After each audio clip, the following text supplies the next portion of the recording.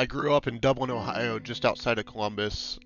As a child, I was always extremely active, playing sports. Lacrosse was one of my favorites, but I would really just try to do anything that I could go out and try to find a little bit of adventure. I was someone who was kind of a thrill seeker and wanted to ride all the roller coasters and do anything that I could to have fun. Towards the end of my freshman year of college, I was really getting excited for the summer, and I had planned a vacation trip with a few of my friends just the week after finals. It was a vacation down to the Outer Banks in North Carolina, and it seemed like a perfect opportunity to cut loose after the school year and have fun with some friends. I didn't really think anything could go wrong, but on the first day of vacation, I was swimming in the ocean and dove out into a sandbar. I immediately knew something was wrong. It hit my head, breaking my neck.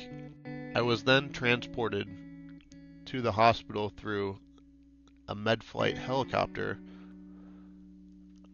I remember coming out of surgery, recovering, and seeing my family for the first time, and that was when I had the diagnosis from the doctor that I was a quadriplegic, and I had a 99% chance of never walking again in my life, and most likely I would not be able to use my arms and my hands, and I would be dependent upon other people for most of my everyday needs. Just how right after I took that fateful dive, I wanted to stay calm, I used that through the rest of my hospital stay, of trying to be calm and understand as much as I can about what was going on with my body, and to alleviate some of the stress from the rest of my family. I always saw it as something where there was no sense in really freaking out about it, because then you're just wasting your time being worried. But if you can be calm and collective about your thoughts, you can make the best out of any situation. My family was certainly erratic when they came to the hospital and trying to understand everything that had happened.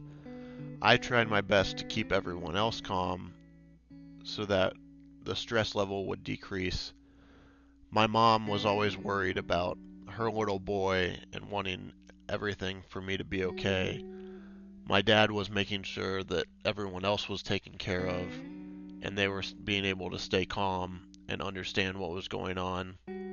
And I was just focused on really something that my grandpa had always told me, as far as there's no sense in wasting your time being upset. You want to focus on the good things and not worry about the bad things. Thankfully, I was able to start more outpatient therapy at Ohio State University, where they have a great spinal cord program.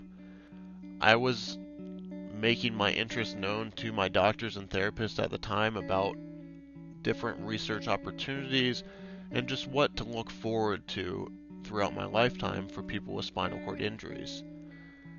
Then, at the same time, Battelle and Ohio State formed their collaboration. For the first time, an amazing medical breakthrough is giving hope No to people human in paralyzed. Ian's condition has ever done it the way he just did.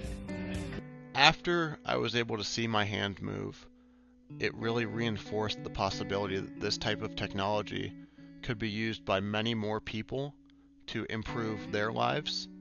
And I knew in the back of my head that it was something that we've proved that it actually works. If all the work we're doing can help anybody get more independence back, it's huge.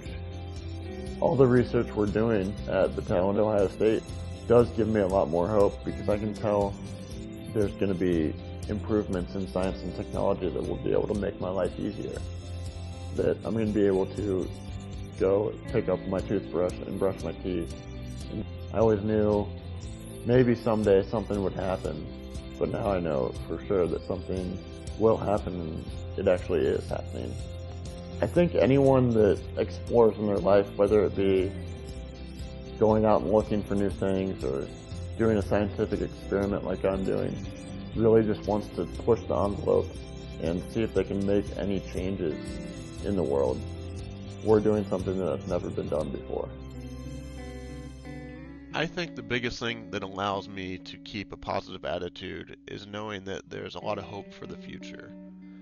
And I also really appreciate my alone time when I am able to be alone by myself, because after my accident, I initially needed care and help from other people to do every single thing that I wanted to do.